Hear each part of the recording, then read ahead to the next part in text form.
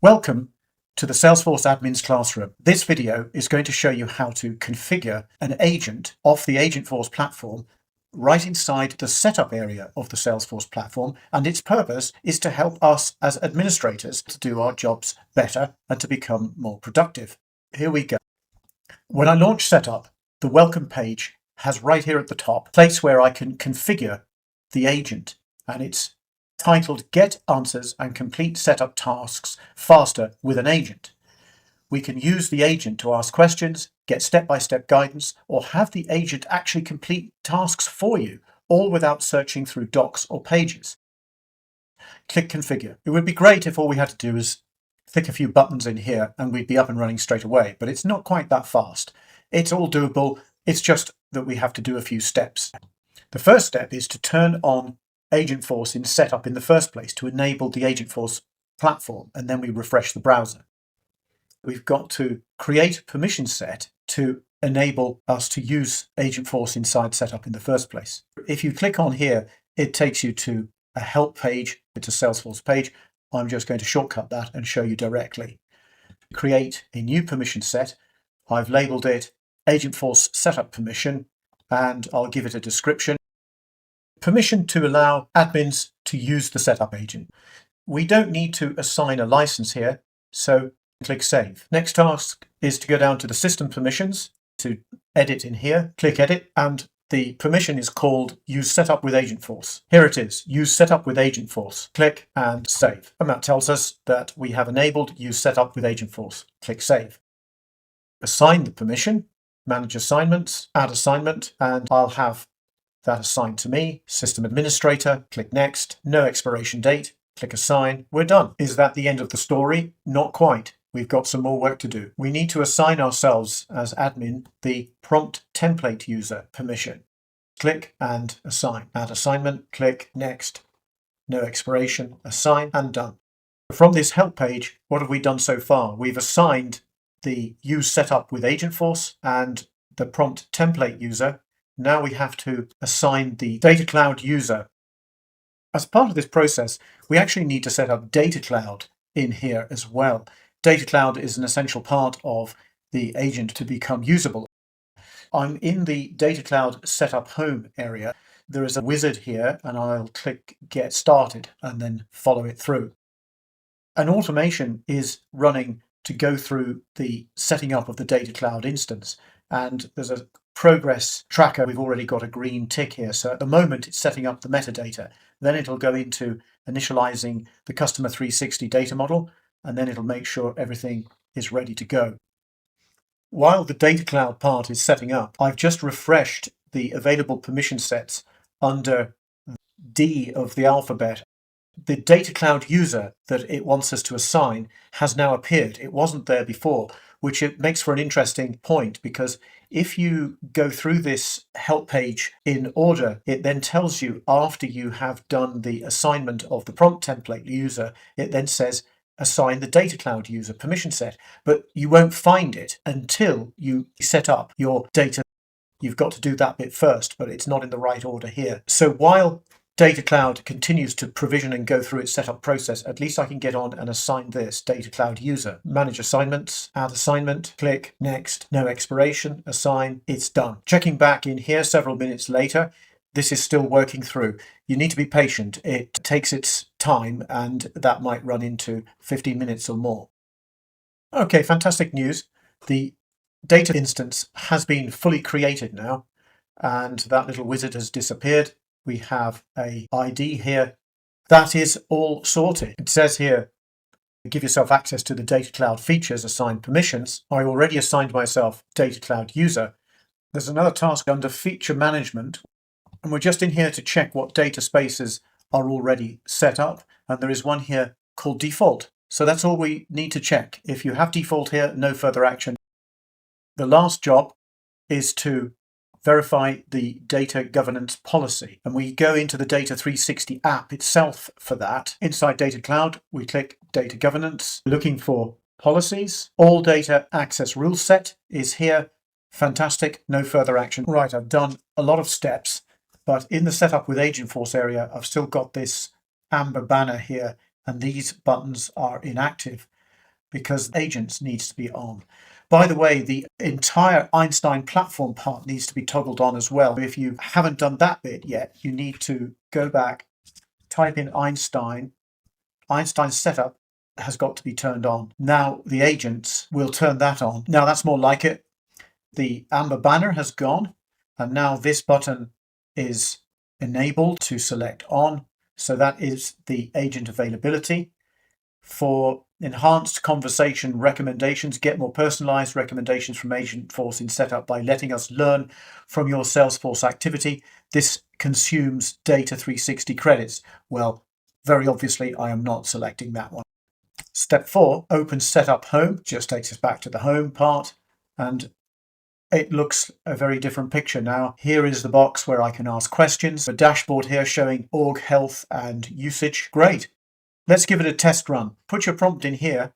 There is a ready-made one. Explain permissions. Let's see what happens if I press that. It's searching Salesforce documentation. Here we go. It's looking for recommendations. It's come up with something here. I have just given it a prompt where I asked it, can you create a flow for me if I give you the requirements? And it has answered, yes, I can help you to create a flow if you provide the requirements. And once I have this information, I can proceed to create the flow for you. And now it has recommendations.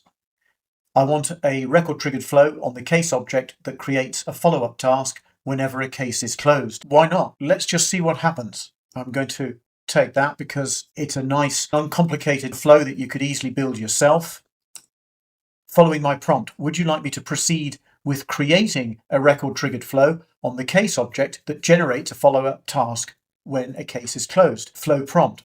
Confirm that. Just fascinated to see what is going to happen. Okay, the record-triggered flow has been created successfully. Let me know if you need further assistance. This is done within a couple of minutes. There is the link to it with the ID. Let's go and have a look to see what it's actually done for us.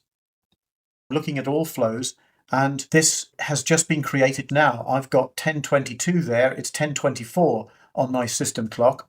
Case closed follow-up task creation flow. I mean, it's a great name as well. Nice and descriptive. You know exactly what that is going to do. It's auto-launched. It's unmanaged. It's not active. That's fine. I don't want it to be active. I want to see what it's done. So let's go in. Let's have a look at Flow Builder. The Flow Builder is open. The record triggered flow. Let's click edit to see the conditions. Case object, a record is created and updated. Custom condition logic is met. It's selected the field of closed equals true.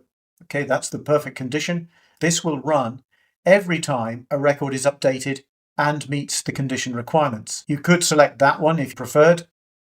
On the optimization side, it's obviously selected actions and related records because we have an action which is the creating the follow-up task. Let's have a look in here. Create follow-up tasks.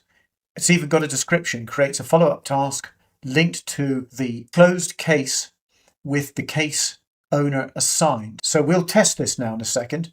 Set record field values manually. Create a record for this object. Task, the assigned to ID is the owner ID of the triggering case. Status, setting the status of the task to not started. The subject, follow up on closed case. Related to ID, the case ID. That is absolutely stunning. You, of course, could go in and edit this to make it better, to make it more suit your requirements. I'm just going to activate this and we'll give it a little test. The flow is activated. Go on to the sales app, and I don't have cases, so I'll just click it from here. We'll bring up cases this way. Let's have a look at all the open cases. Doesn't look like there are any open cases. I'll just pick a closed case, reopen it, and then close it again. This case is closed. Put it to the status of working. Click save. So in the activity feed, you can see that I actually closed this case many months ago for some other testing. Now it's been reopened. Let us close it again. Use this button up here, close case. We'll give it a reason, installation, doesn't matter. Status is going to change to closed. And here we go. We have some new activity. The task has been created, so it's done it. The flow has worked. What I'm going to do is just demonstrate here that whilst this is a great piece of labor-saving work done by the AI, it's not quite going to cut it. If multiple tasks keep getting generated by this flow, if despite the case being closed, other later adjustments get made to the record, and that's because it selected this option here every time a record is updated and meets the condition requirements. So if you change some other parameter, some other field on the case, but the conditions of the flow to run remain true, as in closed case equals true, the flow will just run again and set another task. But you don't need to set the task more than once. Let me just demonstrate what I mean by that. Here we are, version 1, it's active. This is case 1001, and it's part of United Oil and Gas Corp with contact Avi Green. So it's one of the stock pieces of data in here. I'll set this back to working to choose some status that is not closed, and just check the feed is showing case reopened as working. Let's close the case. I'm not going to change the reason, we'll just leave that and select save. So what I expect to see is, yes, straight away there is a new follow-up on closed case task that has come in. If I go to the related tab, I can see it there in open activities, and I can see in the case history status that we went from closed to working and then we went back to closed. So that is a good and highly relevant trigger for the flow to run. But what if I now come in here and I go, oh, wait a minute, I'm just having a look, and I think that the case reason wasn't actually installation, it was something else. And it was to do with equipment complexity, because we've had some further feedback from the customer. I click save, and there you go. There's another follow-up task, because the record was updated and it met the condition requirements of being case closed. So we need to adjust that flow to stop that from happening. I just changed the case origin from phone to email, saved, and it has triggered another follow-up task. So I'm very satisfied that we need to change what's going on here, where this radio button needs to go to only when the record is updated to meet the condition requirements. So if it is already meeting the condition requirements, it won't trigger again. I'll change that, and we'll have to save this as a new version. Let's activate. I'll go back to the same case. I'll change the case origin back to phone. With a bit of luck, there were no new follow-ups generated there. Now the system clock for me is 13:45, so I'm just going to go to the Tasks tab and I'll refresh this just to double check. There is nothing new. The most recent task, the timestamp on this, 13:43. Nice. So to prove that the flow is working properly and only working with parameters that it should trigger on, I'll go to another number 1023 is from the same account. It's showing as already closed. There aren't any tasks, related activities that are open. Set this to working, click save, and no task is generated, but when I close, click save, there's the task. Fantastic. Let's go in and change the case origin, set it to email. This is a record update that's taking place, but it's already meeting the requirements, so it's not updating to meet the requirements. I don't expect to see a new task. Double check, refresh the page. It's clearer for me if I show it in related. Open activities, there is only one task in there. So there it is. This is an AI created flow using the Agent Inside setup. It's effort from just a really quick and dirty prompt, which I invoked and set it off to do. It created a perfectly workable record triggered case closed follow-up task creation flow.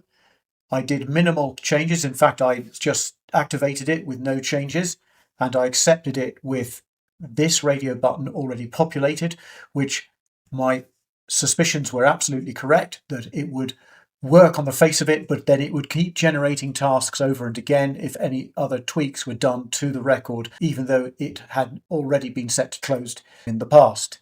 I have no doubt if I had specified I only want the follow-up task to be generated the first occasion that the record meets the requirements, then it would have picked the right option. But it's still amazing that you could save yourself all that time.